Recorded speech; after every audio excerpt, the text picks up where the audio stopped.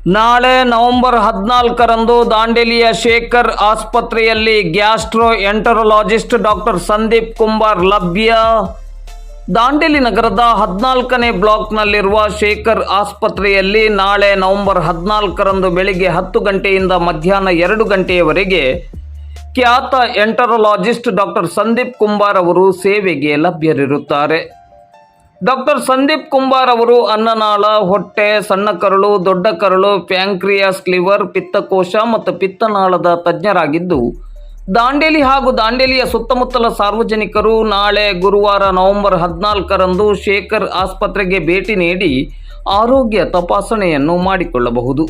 ದಾಂಡೇಲಿ ಹಾಗೂ ನಗರದ ಸುತ್ತಮುತ್ತಲ ಸಾರ್ವಜನಿಕರು ಇದರ ಪ್ರಯೋಜನವನ್ನು ಪಡೆದುಕೊಳ್ಳುವಂತೆ ಶೇಖರ್ ಆಸ್ಪತ್ರೆಯ ಮುಖ್ಯಸ್ಥರಾದ ಡಾಕ್ಟರ್ ಶೇಖರ್ ಹಂಚಿನಾಳ್ ಮಠ್ ಅವರು ಮಾಧ್ಯಮದ ಮೂಲಕ ವಿನಂತಿಸಿದ್ದಾರೆ.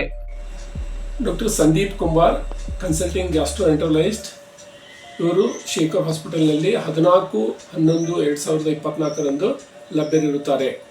ಇವರು ಪ್ರತಿ ತಿಂಗಳ 2ನೇ ಗುರುವಾರ ಶೇಖರ್ ಹಾಸ್ಪಿಟಲ್ನಲ್ಲಿ ಲಭ್ಯರಿರುತ್ತಾರೆ. ಇವರು ಎಂಡೋಸ್ಕೋಪಿ ಹಾಗೂ ಕೊಲೊನೋಸ್ಕೋಪಿ ಸೌಲಭ್ಯಗಳು ಲಭ್ಯವಿರುತ್ತವೆ.